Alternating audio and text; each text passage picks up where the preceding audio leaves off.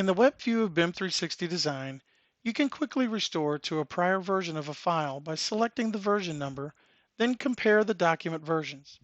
Once you've decided on the version to restore, under Version History, simply select Make Current, and BIM360 will restore the version that you've selected.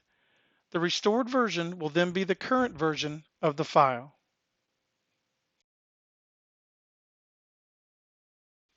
In BIM360 Design, you have the ability to compare different versions of a design file.